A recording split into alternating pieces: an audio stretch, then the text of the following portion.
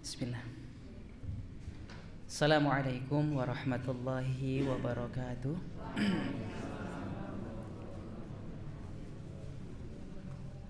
Alhamdulillahi rabbil alamin. Wassalatu wassalamu ala asrafil anbiya wal mursalin Nabiyyina Muhammadin wa ala alihi wa ashabihi wa tabi'in wa tabi'ut tabi'in wa man sara ila yaumiddin. Qala Allahu tabaraka wa ta'ala fil Qur'anil Karim. A'udzu billahi minasyaitonir rajim. Bismillahirrahmanirrahim. Ya ayyuhalladzina amanu taqullaha haqqa tuqatih wa la tamutunna illa wa antum muslimun.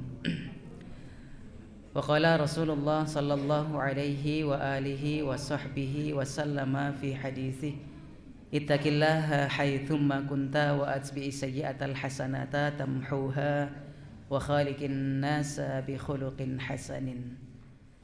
Bapak-bapak, ibu-ibu, jamaah kajian Ahad pagi Masjid Al-Manar rahimakumullah. Syukur puji marilah senantiasa kita haturkan kepada Allah Subhanahu wa taala yang memberikan kepada kita nikmat-nikmatnya yang banyak, sehingga pada kesempatan pagi hari ini Allah Subhanahu wa ta'ala memberikan kesempatan kepada kita untuk bisa hadir bersama-sama di Masjid Al-Manar ini untuk bertolabul ilmi, untuk kita bersama-sama belajar bareng, kita bersama-sama menuntut ilmu bareng, belajar bersama. Dan mudah-mudahan apa yang telah kita niatkan, apa yang telah kemudian kita azamkan dari rumah kita masing-masing, itu nanti Allah berikan balasan berupa kebaikan di sisi Allah Subhanahu wa ta'ala. Sholawat dan juga beriringan salam senantiasa selalu terlimpahkan, tercurahkan kepada kekasih kita, sauri toladan kita, beliau baginda Nabi Allah Muhammad sallallahu alaihi wasallam. Dan mudah-mudahan sholawat salam pula tersambungkan kepada seluruh istri-istri beliau, para putra dan putri beliau, para sahabat-sahabat beliau radhiyallahu anhum ajma'in, kepada para tabi'in, tabi'u wa tabi'in, dan kepada umatnya yang senantiasa siqah, senantiasa istiqamah dalam melaksanakan sunnah-sunnahnya hingga yaumil qiyamah nanti. Dan semoga Allah memasukkan kita ke dalam umatnya yang senantiasa melaksanakan sunnah-sunnahnya. Bapak Ibu jamaah rahimakumullah, dan alhamdulillah pada pagi hari ini kita bertemu kembali, ya, kita bisa bertatap muka kembali. Dan sebelumnya kami ucapkan selamat atas terpilihnya Pak Hudi sebagai PCM di Kecamatan Paraan, ya. Ya, alhamdulillah, ya. Kalau di Secang sudah duluan, ya, untuk muscapnya itu, dan terpilihnya Pak Mahsun namanya. Ya, Pak Mahsun, dan sekretarisnya Bapak Budi Nur Hidayat, bendaharanya Bapak Pras. Ya, KSB-nya itu. Bapak Ibu jamaah rahimani wa rahimakumullah, insyaallah pada pagi hari ini kita akan bersama-sama membahas ini, sifat-sifat manusia dalam Al-Quran. Bapak Ibu jamaah rahimakumullah, Allah Subhanahu wa ta'ala menciptakan manusia dengan sifat-sifatnya, dan Allah Subhanahu wa ta'ala secara tidak langsung membantu kita Bapak Ibu untuk kita bisa memahami sifat-sifat manusia. Sifat-sifat manusia itu, ya, ada yang kemudian sifatnya itu bisa atau kemudian besar prosentasenya dalam diri kita, ada juga yang prosentasenya kadarnya kecil. Dari masing-masing kita sebagai manusia nanti, ya, sifat-sifat ini mau tidak mau awalnya harus kita akui dulu ada dalam diri kita. Ning kadarnya bisa jadi beda-beda. Kita saja nih gampangnya logika akal kita. Kita di sini masing-masing hadir datang itu kan isi dompet kantong kita beda-beda nggih. Iya kan? Ya, pendapatan kita juga tidak sama. Sifat-sifat kita pun masing-masing tidak sama. Nah, tetapi nanti kemudian sifat-sifat yang akan kita belajar bareng di dalamnya ini ada dalam diri kita semuanya. Tetapi nanti sekali lagi kadarnya beda-beda. Ada yang 0,000% berarti gak ono babar belas kan gitu. Ada yang 0,00001% berarti sithik kan gitu. Ya, nanti beda-beda kadarnya. Nah, untuk apa sih kita kemudian mempelajari ini? Ya, supaya apa? Supaya kita menjadi hamba Allah yang lebih introspeksi diri, yang lebih kemudian memuhasabahi diri kita. Ya, agar kemudian kita berusaha tampil gitu ya. Berusaha tampil dengan sebaik-baik sifat kita. Sebagaimana Allah menciptakan kita sebaik-baik bentuk ya. Bapak Ibu jamaah sekalian yang dirahmati Allah Subhanahu wa taala. Sifat manusia yang pertama ya. Langsung saja biar enggak lama ya, nanti jam 8 saya harus sudah sampai di rumah. Ada acara selepas itu nggih. Yang pertama, manusia itu memiliki sifat berlebih-lebihan atau melewati batas. Manusia memiliki sifat apa? Berlebih-lebihan atau melewati batas. Ghulu ya. Melewati batas. Kalau kita kemudian ya, hubungkan dengan kata asrofu, melewati batas, itu berarti manusia itu cenderung untuk sering melewati batas dalam artian maksiat. Berlebih-lebihan itu tidak baik nggih. Nek sesuatu itu kemudian melewati batasnya itu tidak bagus ya. Makan itu berlebihan juga tidak baik. Ibadah berlebihan bagus tidak? Tidak juga ya. Tahajud terus tiap bengi ra tau turu ya. Bagus tidak? Tidak bagus. Poso terus ra tau buka ya. Ada yang poso niku ngedur bendino poso, itu ada. Ya. Ya, saya temukan orangnya gitu ya. Jadi bendino poso, ora tahu buka bendino gitu ya. Bahasa kita, dia tidak ada hari-hari yang tidak berpuasa. Tiap dino poso. Ya, tiap dino poso. Ning ya ana sing posone ya diakali. Ya, poso Daud ning kok nek dino napa nggih? Dino Ahad tuh ndak pernah poso. Mergo Ahad hari keluarga, jadi nek piknik kok ndak Ramadan gitu ya. Ada gitu ya. Oke. Insyaallah. Dalam Islam itu kan tidak boleh kita itu berlebih-lebihan nggih. Dan juga tidak boleh meremehkan, tawazun kita. Dalam Islam itu harus tawazun ya. Harus kemudian sifatnya pertengahan ya. Bapak Ibu yang dirahmati Allah Subhanahu wa taala, Allah berfirman dalam surah Al-Alaq. Surah Al-Alaq surat yang keberapa ya? Surat nomor berapa? Al-Alaq nggon delok HPC ya gitu. Surat Al-Alaq ya, ayat yang ke-6 dan seterusnya. Nih. Allah Subhanahu wa taala berfirman, "Kalla innal insana la yatgha ar-ra'ahu istaghna. Inna ila rabbikar ruj'a." Sekali-kali tidak. Sesungguhnya manusia itu benar-benar melampaui batas ketika melihat dirinya serba berkecukupan. Sesungguhnya hanya kepada Tuhanmu lah tempat kembalimu. Sababun nuzul surat Al-Alaq ayat 6 oleh beliau Syekh Nawawi Al-Bantani, wafat tahun 1316 Hijriyah, menerangkan bahwa sababun nuzul ayat 6 sampai akhir surat itu berkenaan dengan Abu Jahal. Berkenaan dengan Abu Jahal. Tepang Abu Jahal Bapak Ibu. Sampun kenalan. Nggih.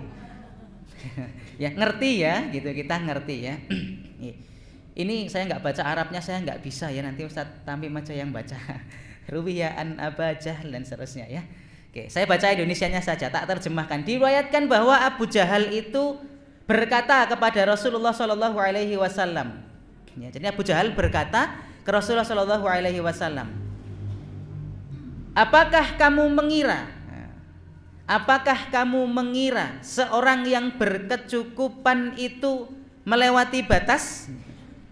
Maka jadikanlah bagi kami gunung-gunung Mekah itu emas.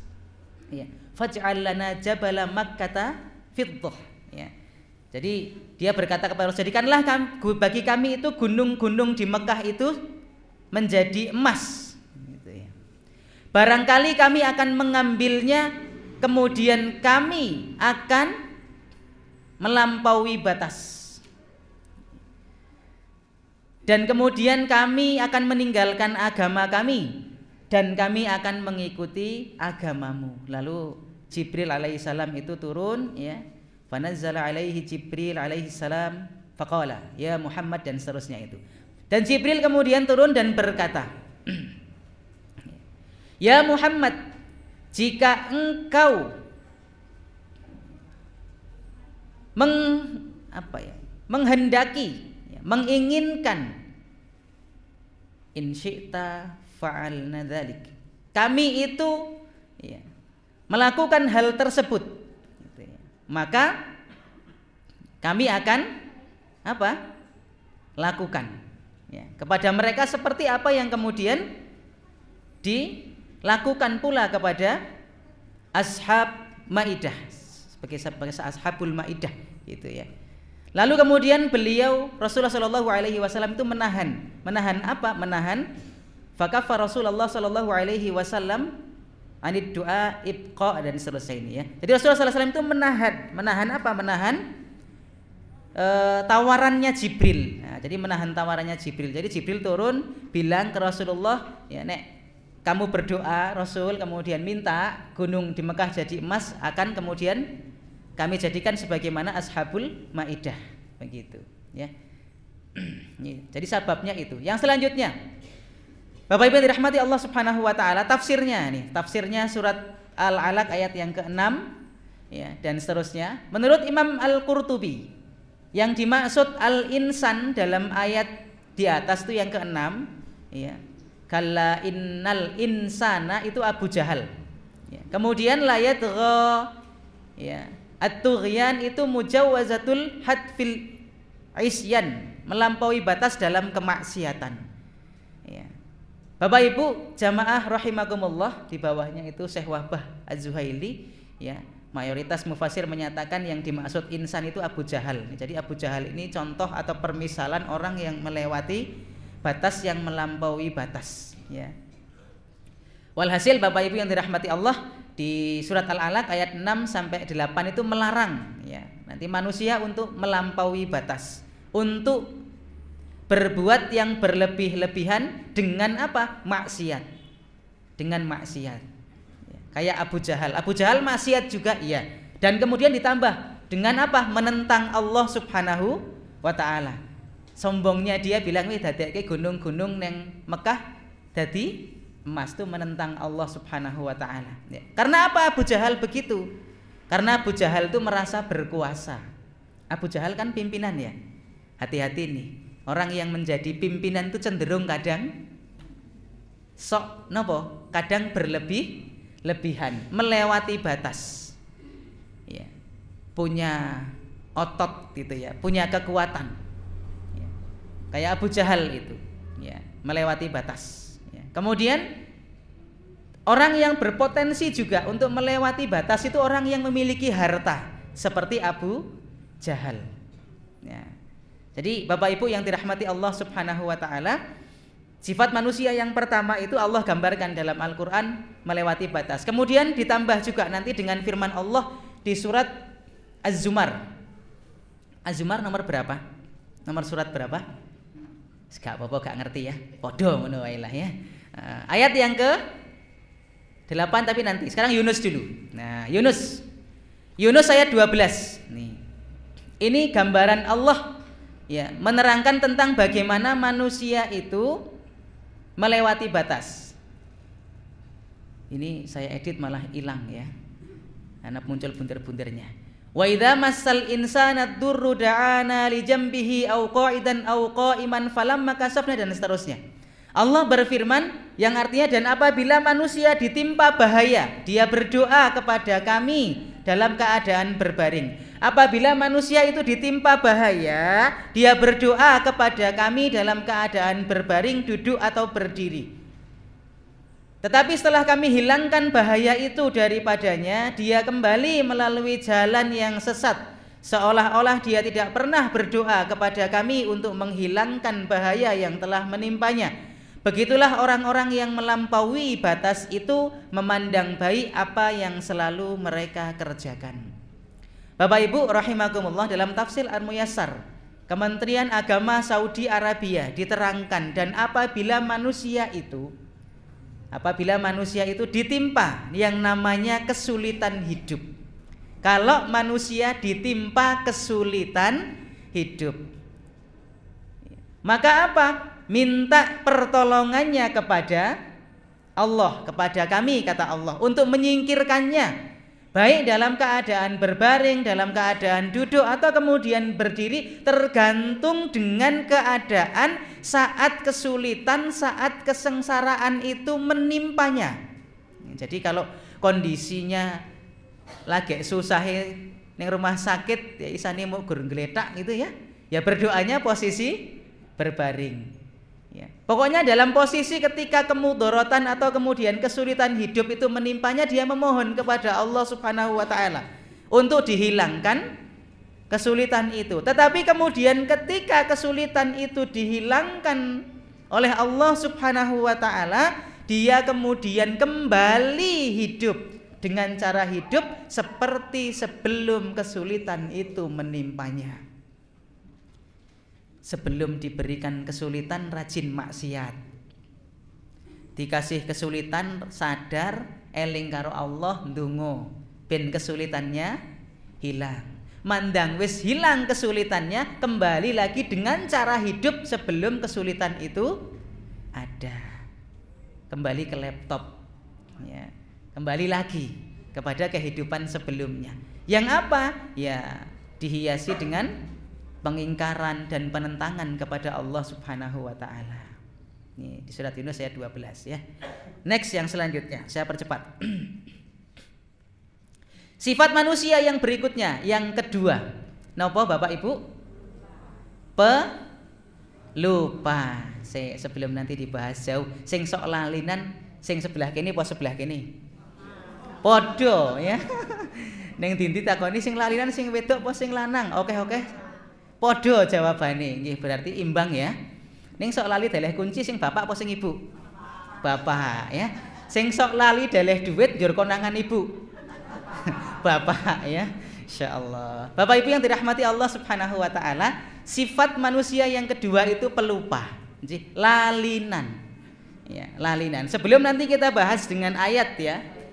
Di surat Zumar, saya salah, surat Zumar ayat 8 itu di sini maksudnya. Bapak Ibu yang dirahmati Allah Subhanahu wa taala, lupa ini kadang ya menjadi sebuah nikmat bagi kita. Lali kuwi dadi nikmat kadang-kadang. Nggih, tapi nek nglali nikmat boten. Suami sengaja melupakan istrinya. Ya. Ketika pergi gitu ya. Nah, ini enggak enak gitu ya. Bapak Ibu yang dirahmati Allah Subhanahu wa taala, kalau lupa itu memang nikmat. Ramadan siang-siang atau jenengan pas puasa sunnah siang-siang gitu ya, dapat tawaran untuk makan, kok mati? Wah ini laptop saya harus ini error ini ya. Sebentar, restart sendiri, baru sekarang ini di sini ya. Saya cari yang di sini dulu. Bapak Ibu yang dirahmati Allah Subhanahu wa taala, jadi pelupa itu kalau kita kemudian sengaja melakukannya itu tidak baik. Tapi kalau tidak sengaja bisa menjadi nikmat bagi kita. Jadi Kalau sudah menjadi nikmat itu kan ya enak gitu. Tapi kalau menjadi tidak nikmat itu ya tidak enak. Bapak Ibu dirahmati Allah, sebelum nanti kita bahas itu. Dalam konsep hidup kita berumah tangga Bapak Ibu. Kadang ini harus paham satu dengan yang lain. Terutama suami istri. Nek ana sing lanang rada lalinan ya ora usah di seneni.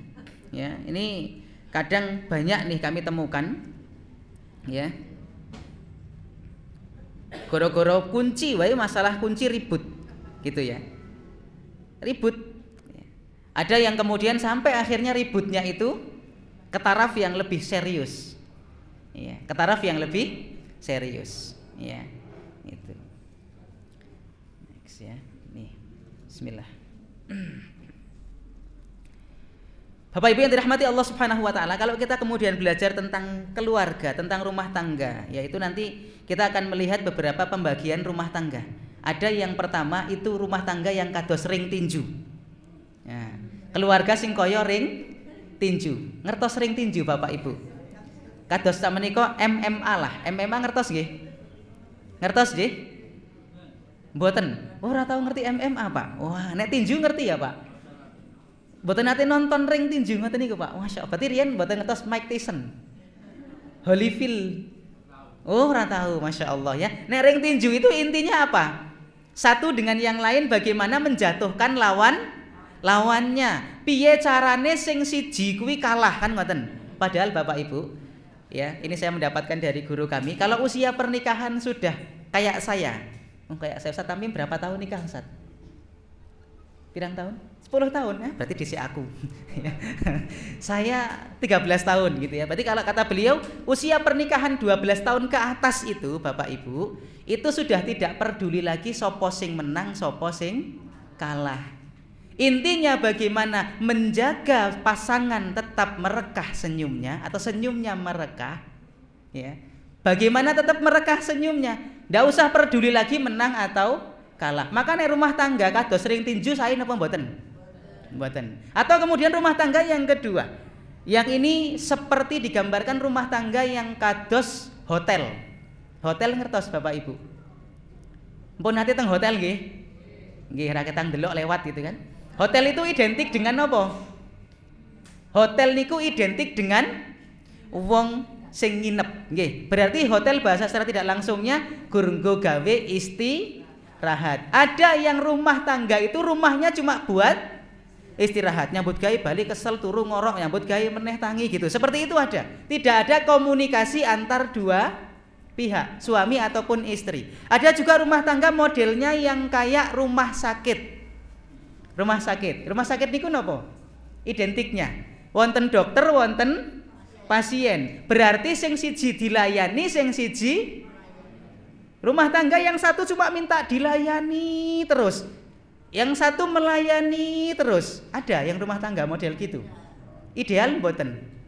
Mboten. Ada yang rumah tangga itu kados pasar. Pasar identik napa? Rame. Nek ning pasar kira-kira nek dodolan alon po seru? Lombok gitu. Nek ngenyang itu kira-kira kadang-kadang kebangetan po ora? Gitu ya. Identiknya pasar itu rame. Jadi rumah tangganya rame. Atau kemudian pasar itu identik dengan transaksi.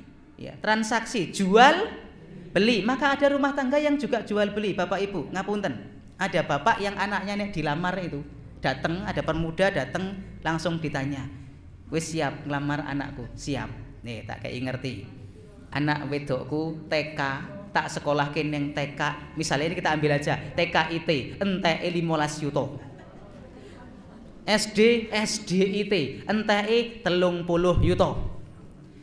SMP IT plus boarding school enteke 70 yuta.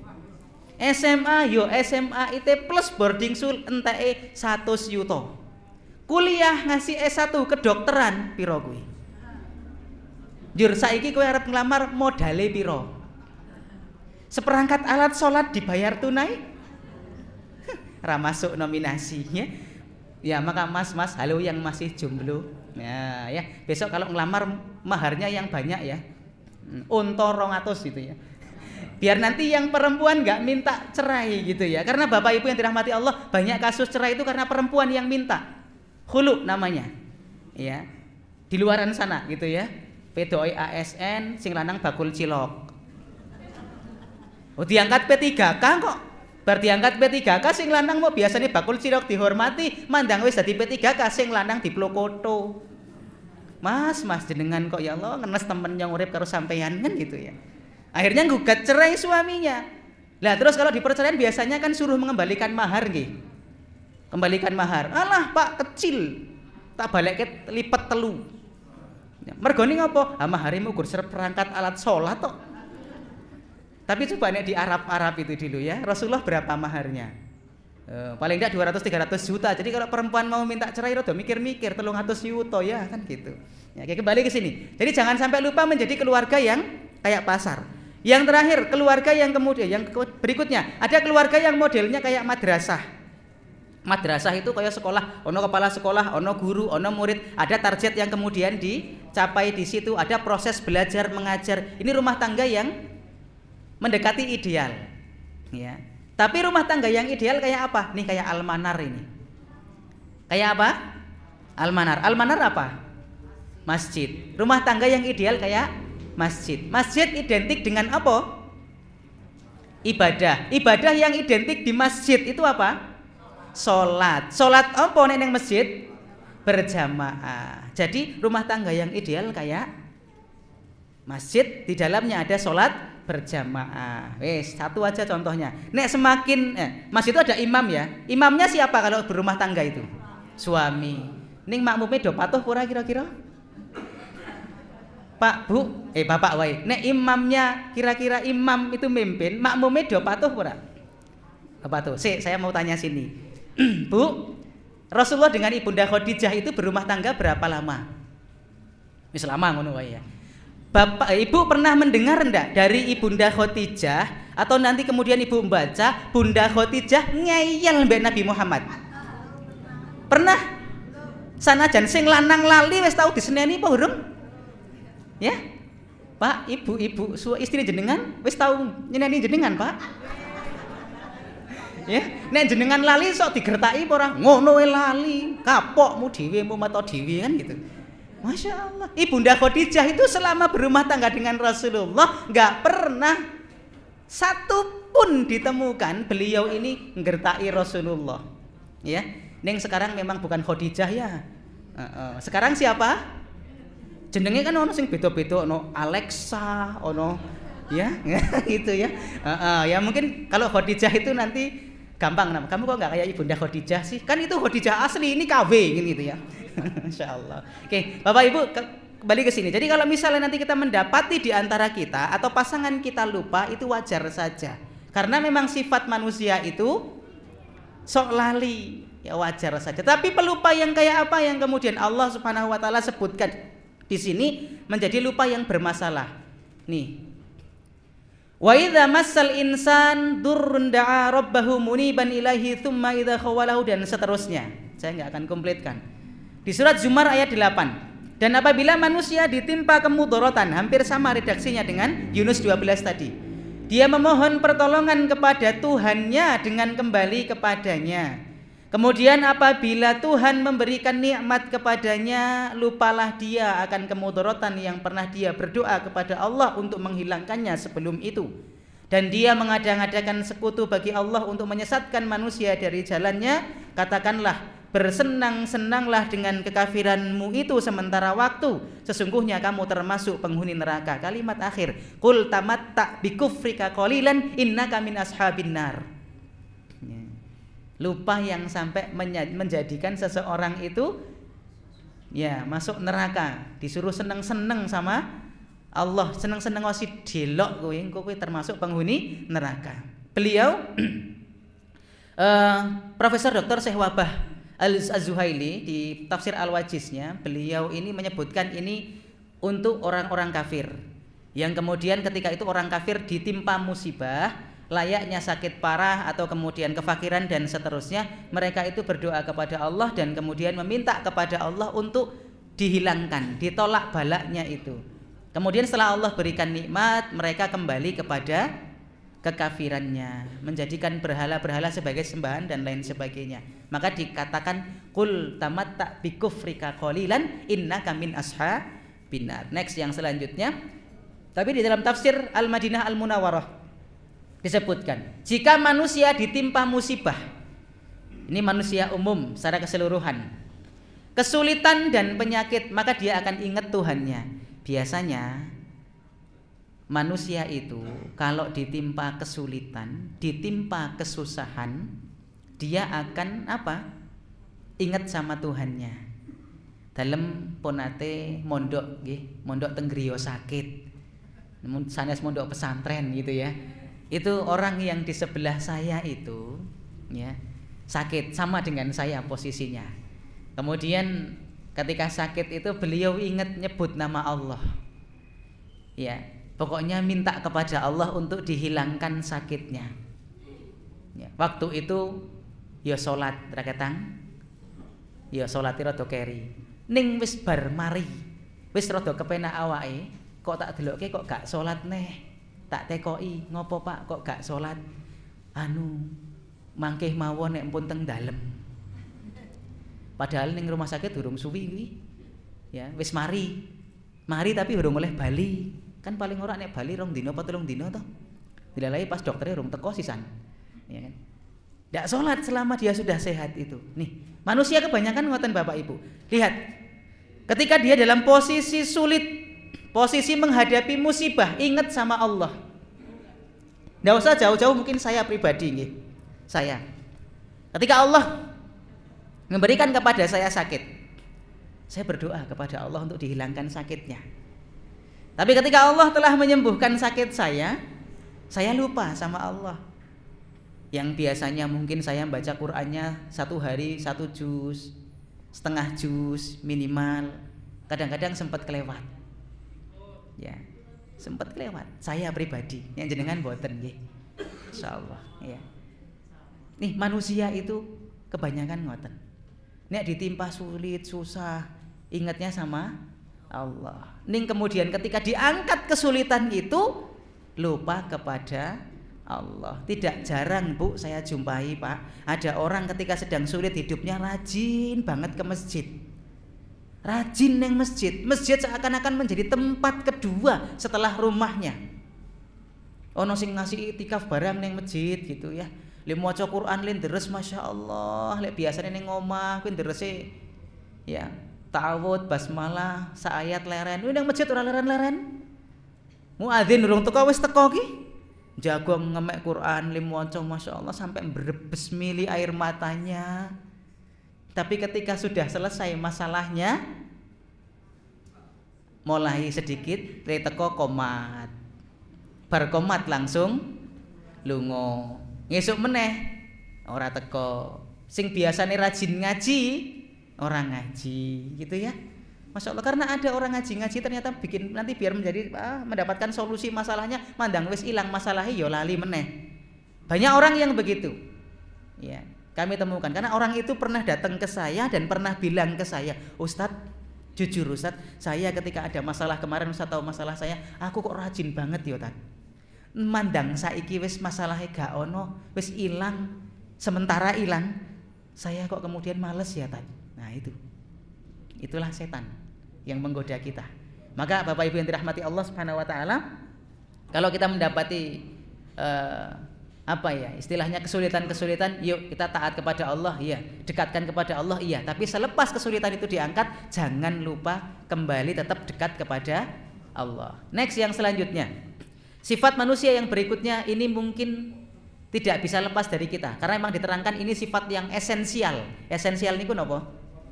Nggih. Nih. Napa? Ngeluh.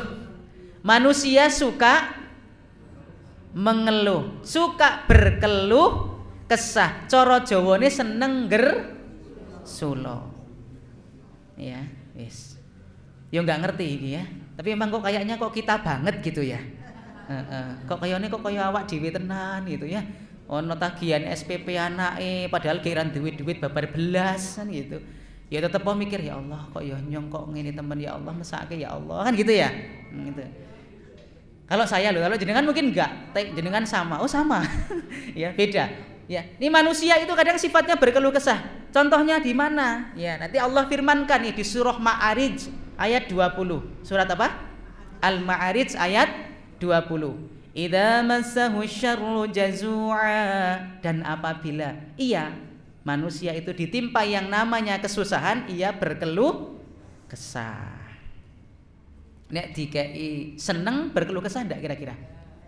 Kalau dikasih Allah nikmat banyak itu berkeluh kesah enggak? Ya, seneng ya. Ya ono sing berkeluh kesah ning biasanya sing ra puasan. Oh kok mau semene gitu. Ya Allah kok mau semene. Oh dikasih nikmat ya sih mau semene kan gitu. Apalagi dikasih kesulitan. Ya, manusia itu sifatnya memang yang secara esensial suka berkeluh kesah. Ini gambaran karakter sifat asli manusia. Ini sifat asli manusia suka berkeluh kesah. Wis Indo dhewe tetep ra iso lah gitu ya. Kena tetep. Ya. Kalau ditimpa apa? Ditimpa kesulitan hidup. Ditimpa kesusahan hidup. Padahal ibu bapak yang namanya kesulitan hidup itu akrab dengan kita. Yang namanya kesusahan, kesulitan muncul satu tumbuh, jangan muncul satu tumbuh berikutnya gitu loh ya. Kalau tumbuh 1000 malah mumet nantinya. Nah itu kalau untuk pahlawan gitu ya. Muncul masalah satu, selepas masalah satu hilang nanti muncullah lagi. Tinggal jaraknya aja Allah yang ngatur itu nanti. Ya. Muncul kesulitan yang satu, muncul lagi kesulitan yang lebih sempit bagi kita merasakannya. Karena memang akrab hidup kita dengan itu. Coba buka surat Al-Balad ayat 4. Laqad khalaqnal insana fi kabad.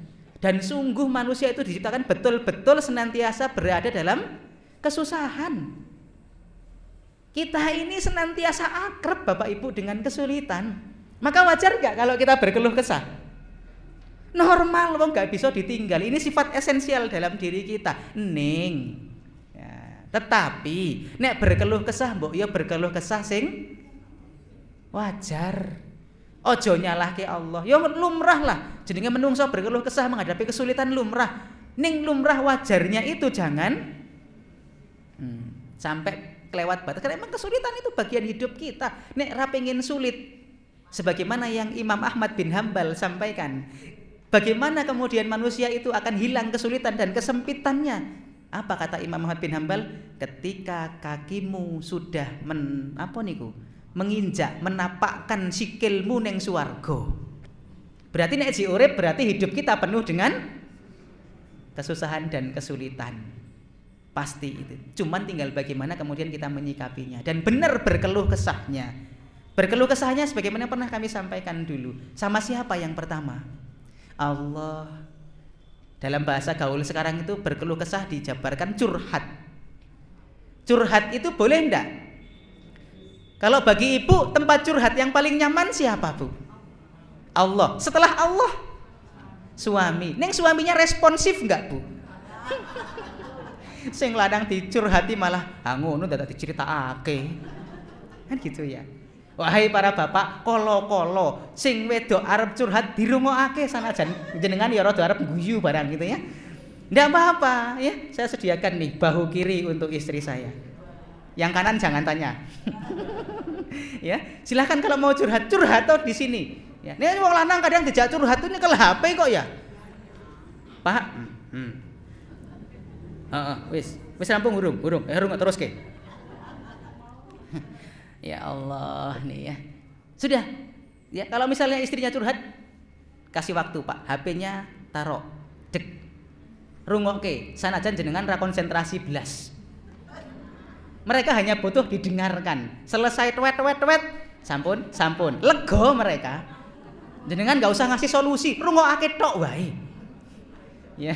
Lah timbangku akhirnya solusinya sama siapa? Wong sing lanang ora iso dadekke kanca curhat, ayo curhate sama Mama Dede gitu ya. Masya Allah nih. Curhatnya sama orang lain yang kadang maaf Bapak Ibu, sing jenengane wong nek dititipi omongan kira-kira nambah nopo kurang. Nek dititipi duit, wong ki nek dititipi omongan bisa nambah. Mana okeh. Budi seneng mancing. Aku ngomong karo Ustaz Tamim. Ustaz Tamim ngomong karo Pak Budi. Budi seneng mancing nong kali. Pak Budi ngomong meneh karo kancane, Budi seneng mancing ning kali karo kancane. Ya kan? Tuh, maka curhat yang bener lah ya. Berkeluh kesah, curhat bahasa kita, curhat yang bagus, yang baik ya. Oke, Bapak Ibu yang dirahmati Allah Subhanahu wa taala, kadang-kadang memang biasanya ini ya Bapak Ibu, entah yang kakung atau yang setri itu nek curhat karena mungkin masing-masing pasangan tidak ada komunikasi dengan baik sehingga sudah langsung menjustis pasanganku gak iso dijak curhat, akhirnya kemudian saya curhat sama ustadz. Ya kan? Nggih napa mboten? Bu, ini ada pertanyaan jenengan tanya ustadz dulu apa suami dulu? Ustadz dulu, apalagi suaminya bukan ustadz. Repot ya. Gitu. Karena saya juga pernah mendapati ada ustadz ada waktu mau apa? Mau konsultasi. Tak delok, rondo anak siji. Bilang sama istri, ada sing mau curhat. Apa? Rondo anak siji. Ning anake wis tuwek, berarti ya mbaknya sudah tua gitu ya. Istri saya ngizinkan dicek. Kalau gadis, kosek gitu ya. Saya enggak melayani yang gadis kecuali memang diizinkan sama istri. Neng kalau aku izin nek ora ya ora apa-apa. Istri saya sudah paham gitu ya. Masya Allah. Curhat sama ustadz. Nah, terkadang Masya Allah curhat sama ustadz ini kan kadang kalau dengan ustadz tuh maaf ya, bahasanya kadang ustadz tuh bahasanya lebih bagus dari suaminya nggih. Sing ustadz ora tau nggertak. Jajan nek sing lanang. Pak, aku tak cerita ya, Pak. Saya kesel. Tapi bisa jadi ibu salah nyari waktu. Wong lanang kue bu tak kasih tahu. Kalau mau dimintai pendapat jangan malam-malam. Ya, habis maghrib ngaji. Baline bengi jam 10, jak curhat. Jenengan kaya ngomong karo patung. Bar kuwi muni suarane ngok kan gitu ya. Oke, kalau curhat sama suami cari waktu pas liburan, yuk Pak lunga. Ning endi? Ha pokoke yuk lunga. HP-ne delehke. Ya, saya sudah pernah sampaikan, kenapa kok orang oleh nggawa HP? Karena apa Pak? Karena saya rindu mulut yang saling bercakap, mata yang saling menatap. Bukan jari yang saling mengetik. Masa curhat lewat HP wong kene karo kono. Ya, kan gitu. Nih, Bapak Ibu dirahmati Allah Subhanahu wa taala, kembali ke sini, ya. Di surat Ma'arij ayat 20, manusia kalau ditimpa kesulitan itu berkeluh kesah, wajar. Ya, nih. Sifat manusia yang paling esensial dan ini menggambarkan karakter asli manusia yang sifatnya suka berkeluh kesah. Kalau ditimpa kemiskinan, ditimpa penyakit, ditimpa yang namanya hilangnya harta benda atau suatu yang dicintainya, ya, maka dia akan menjadi suka berkeluh kesah. Tetapi kemudian ketika dia mendapatkan kebaikan, ia amat kikir. Ini nanti di selanjutnya, ya. Jadi sifat manusia yang berikutnya suka berkeluh kesah. Next, yang selanjutnya sifat manusia yang keempat yang sudah kita singgung barusan, manusia itu memiliki sifat kikir. Kikir itu bahasa gampangnya napa? Pelit. Pelit itu medit. Nek mati kuburane sempit. Pun nate tanglet napa? Ya. Ya itu gambarannya ngoten ya untuk menakut-nakuti. Ya memang sempit beneran itu ya. Disempitkan kuburnya ya kan? Nah, itu ya nanti disempitkan. Dalilnya mana? Dalilnya surat Al-Isra ayat 100. Surat napa? Al-Isra ayat 100 nih. Qul law antum tamlikuna khazain rahmati rabbi idzal la amsaktum khasyatal infaq wa kana al insanu qatura. Kalau seandainya manusia menguasai perbendaharaan rahmat Tuhanku, niscaya perbendaharaan itu kamu tahan karena takut membelanjakannya. Wa kanal insanu qatura, dan adalah manusia itu sangat kikir. Diterangkan di surat Al-Isra ayat 100 ini, manusia itu sangat kikir. Ya. Kalau manusia itu kemudian memiliki perbendaharaan rahmat dari Tuhannya, diberikan Allah Subhanahu wa taala keluasan berupa rezeki, harta dunianya. Banyak orang yang nahan atau banyak orang yang kemudian mengeluarkan? Nahan. Terutama kalau untuk urusan Allah dan Rasulnya, untuk perkembangan dakwah Islam dan kaum muslimin. Tapi kalau untuk urusan dunia, ono sales motor teko, ya, modal KTP karo kakak misalnya, Ya, ditambah dengan 200.000 karena kemarin istri sempat didatangi, Bu, niki mau syaratnya KTP kalih kakak mawon njur bayar DP 200.000. Ya. 200.000 kuwi nek wong sing ya ora tau infak ya rada abot. Ning nek urusan dunia kadang-kadang wah mak srintil ngoten nggih.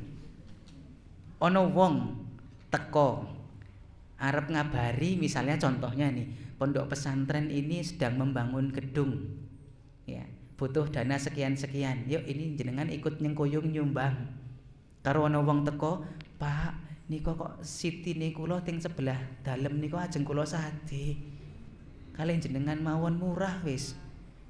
Wis lah wong kae panjangnya 10 kali 20 meter, karo jenengan mau tak dol 10 juta wis. Orang di duit diutang-utangke biasane. Ya. Utang kok langsung ngebel. Oh nggih. Anu nggih niki batasnya ngantos kapan? Aku sik duwe sak yuta iki. Tak DP sik ya, kan gitu. Sisane engko delok kas tak kei lunasane gitu ya. Tapi nek untuk pembangunan pondok pesantren misalnya, butuh dana.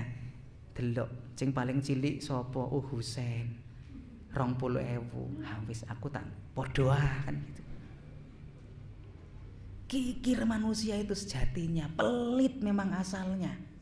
Kalau diberikan Allah perbendaharaan berupa ya, nikmat dari Allah, harta itu. Memang rata-rata manusia itu pelit toh. Ya, pelit. Ini sudah Allah gambarkan. Maka kita sebagai seorang muslim jangan pelit. Ya. Kemarin ada video-video viral ya, Ibu, pas Idul Adha, ada pemulung yang tidak punya rumah yang nyaman bahasanya, iso nyelengi ban. Ning ngono sing omahe gedhong magrong-magrong, bojone ayu moblong-moblong kan gitu. Itu ndak korban babar belas padahal duwe Ninja, duwe Avanza Veloz terbaru, duwe Alphard. Tapi kan anu saat kowe ngredit kabeh. Oh, gitu ya. Insyaallah. Banyak manusia yang begitu. Dia menganggap bahwa apa yang kemudian dimilikinya itu hasil usahanya. Salah Bapak Ibu. Kok gitu ya. Ada yang kemudian orang menganggap apa yang dimilikinya karena hasil usahanya. Pret. Itu karena Allah kok. Kalau Allah nggak mengizinkan ya nggak bakal. Coba usahanya kerasnya kayak apa itu pemulung itu. Ling golek botol tekan dindi. Bahasa kita. Sampai awake reget kan gitu. Ya. Ada orang yang cuma duduk motoni motor cekrek modal pulsa tok. Hasilnya iso akeh ndi? Ya, yang broker gitu. Artinya Bapak Ibu dirahmati Allah, Allah yang memberikan kepada kita sesuatu itu. Maka kalau kemudian Allah meminta kepada kita untuk kita keluarkan. Ya. Jangan pelit kita. Jangan pelit. Ini ada Bapak Ibu, ngapunten. Untuk anaknya tolabul ilmi saja, anaknya menuntut ilmu itu, dia punya mobil, dia punya rumah yang bagus. Kalau saya kan belum punya rumah, itu kemudian dia datang ke kantor kelurahan minta surat miskin. Coba. Anak saya SPP-nya 1 bulan 800.000, ini nggak menyombongkan, enggak, cuman memberitahu. Saya ngerti, saya itu guru, saya itu sebagai seorang murabi, mu'alim, saya ngerti bagaimana kemudian ustadz-ustadz di pondok pesantren itu. Wong kita pernah mondok ya ustadz ya. Itu. Ini ada orang yang datang anaknya mau mondok di SMP IT boarding school, biayanya mahal itu pakai surat miskin coba. Ya. Saya merasa aku enggak miskin kok, aku mampu. SPP-nya anak saya 800 1 bulan, saya mampu itu. Minta keringanan Ustaz? Enggak, saya bilang gitu. Kenapa enggak minta keringanan? Saya mampu. Nek saya bilang enggak mampu, ya enggak mampu tenan kan. Tuh. Ya. Masya Allah. Ini ada orang-orang yang tipikalnya itu sebenarnya dia mampu, kaya, diberikan perbendaharaan dari Allah berupa harta, tapi dia lupa siapa yang ngasih harta itu. Ditabung itu ini untuk masa depan. Masa depan jenengan nggak menikmati bro, guys. Ya, masa depan tuh jenengan kok paling 2 tahun, 10 tahun, 30 tahun mate. Sing nikmati sapa? Anake. Nek gak soleh ributan warisan. Kan gitu. Tapi yang dikeluarkan untuk almanar, untuk lazismu, untuk kegiatan keislaman, itu yang kemudian akan kita bawa. Maka jangan pelit. Sanajan memang sudah Allah firmankan nih, manusia itu memang sangat kikir. Lawan firman Allah yang ini. Kita tunjukkan kita tidak kikir, kita tidak pelit. Nanti ada program-program apapun di sini, yuk kita sengkuyung bareng-bareng semampu kita. Pokoknya jangan pelit kalau untuk Allah. Next, yang selanjutnya, manusia itu suka kufur nikmat. Suka apa? Kufur nikmat itu berarti ingkar nikmat, nggih. Tidak tahu berterima kasih. Surat Zukhruf ayat 15. Wa ja'alu lahu min ibadihi juz'a innal insana lakafurun mubin. Dan mereka menjadikan sebagian dari hamba-hambanya sebagai bagian dari yang lain. Sesungguhnya manusia itu innal insana lakafurum mubin. Sesungguhnya manusia itu benar-benar pengingkar yang nyata terhadap rahmat Allah. Manusia itu menjadi pengingkar yang nyata, kufur nikmat sama nikmatnya Allah. Allah berikan nikmat kepada kita sudah banyak Bapak Ibu, banyak, nggak terhitung jumlahnya. Ning kadang-kadang banyak manusia itu yang tidak menghitung-hitung, dalam artian memprosentase nikmat Allah yang diberikan kepadanya, tapi dia malah memprosentase atau menghitung kesulitan yang Allah berikan kepadanya. Alhamdulillah Bapak Ibu, ya doa jenengan semua. Saya Maret, ya sudah agak lama dulu, setahun hampir, diberikan Allah kena penyakit diabetes. Ya, dan kemudian sudah beberapa bulan sejak awal Januari dan seterusnya saya cek gula darah saya secara berkala. Alhamdulillah setiap saya makan, walaupun ngawur sekalipun, saya cek 110. Selepas makan nanti 3 jam, 4 jam, 5 jam saya cek. Alhamdulillah sudah Allah berikan normal. Berat badan dulu saya masih sampai 46 kilo. Kurus banget. Kata istri saya, ya Allah, sekolah ampung adoh-adoh tak openi biyen lemu saiki kuru gitu ya. Ya, sekarang sudah alhamdulillah naik lagi menjadi 54, 55. Ya, luar biasa. Ini kadang manusia sifatnya begitu, Bapak. Saya sendiri kadang menghitung-hitung, ya Allah, sakitnya saya kok lama. Karena saya memang dari kecil akrab dengan sakit. Ibu saya cerita, sing paling seneng loro, sing paling seneng berkunjung ke dokter kamu. Lah mergo cilike muk 1,5 kilo. Wajar kalau saya duduk dengan tinggi sama tingginya gitu ya. Semampai katanya, semeter nggak sampai. 1,5 kilo lho Bu, sak botol kecup niku nggih.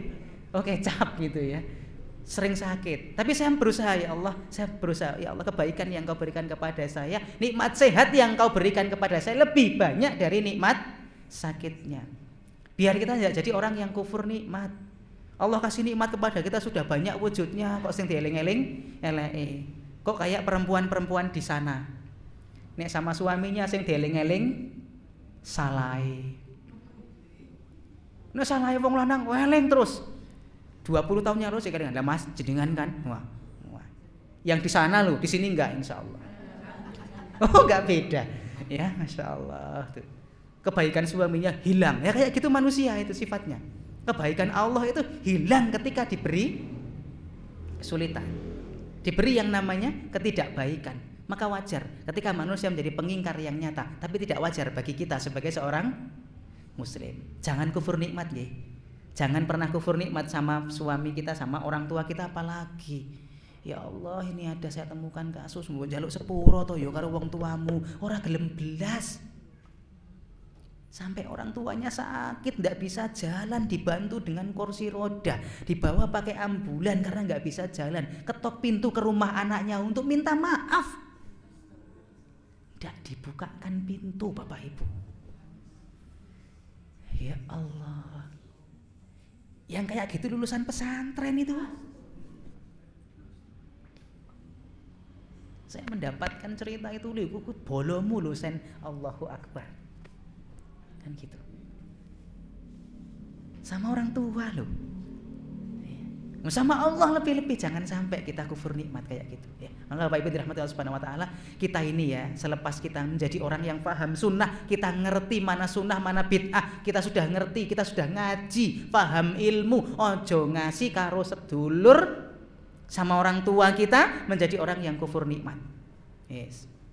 Saya kalau pulang, karena saya dulu pernah dibantu sama mbah saya yang Nasrani, saya nggak pernah lupa dengan beliau. Saya doakan beliau, ya Allah berikan hidayah kepada beliau. Itu wujud terima kasih saya, salah satunya doa. Kalau saya pulang saya mampir ke tempat beliau, karena membantu saya khitan ram bayar, berobat ratau bayar, membayar dokter kan gitu. Ya, itu wujud terima kasih, saya tak doakan beliau. Sanajan ya mbuh kan gitu. Hidayah itu milik Allah, wong pastur kan gitu. Sama manusia yang non saja masih ada hubungan darah, kita harus tahu nih terima kasih. Belajar dari situ. Ini ada orang, maaf, hanya satu biru yang satu hijau. Padahal ya wong tua atau saudara itu lepas, nggak tahu terima kasih, nggak seakan-akan nggak pernah berbuat baik. Ini kan ya aneh toh. Wong Islam kaya ngopo ngono kuwi. Ya. Sing penting kan aku karo Allah apik. Ya nek karo Allah apik ya karo menungso apik. Masya Allah nih. Oke. Memang manusia itu pengingkar nikmat yang nyata. Baik itu nikmat yang Allah berikan maupun nikmat yang kemudian manusia kasihkan. Maka jangan lupa berterima kasih. Kalau dari Allah kita harus makin tambah taat sama Allah. Kalau sama manusia, hablum minan nas, berbuat baiklah kita kepada mereka. Sampun nggih. Wis, ono meneh tapi saya enggak terangkan. Yang berikutnya, manusia itu sejatinya adalah memiliki sifat zolim dan bodoh. Zolim dan bodoh. Yang selanjutnya manusia itu, ini dalilnya surat Al-Ahzab 72 nggih. Monggo nek pun ajeng diserat nggih. Yang selanjutnya, manusia itu suka menuruti prasangka, senenge itu nuruti prasangka. Prasangka niku napa nggih? Basa cara Jawa nih. Ah ya wis ngono kuwi lah gampangnya ya. Selalu menuruti prasangkanya gitu ya, dzonnya. Dalilnya surat Yunus 36. Yunus 36. Ya. Nah. Yang selanjutnya manusia itu suka membantah, senenge bantah. Pancen menungso seneng bantah kok ya. Gitu ya. Dalilnya mana? Surat An-Nahl ayat 4. Nih. Yang berikutnya manusia itu sifatnya adalah lemah. Lemah itu berarti kita itu dhaif, lemah. Dalilnya surat An-Nisa 28. Yang selanjutnya bersambung, to be continued. Ya. Karena ada bagian 2 dan seterusnya. Bapak Ibu yang dirahmati oleh Allah Subhanahu wa taala. Oh, kecepatan Bu ya. Yang mana? Tadi sampai mana? Oh, ayatnya. Yang mana? Zalim bodoh itu Al-Ahzab 72. Oke.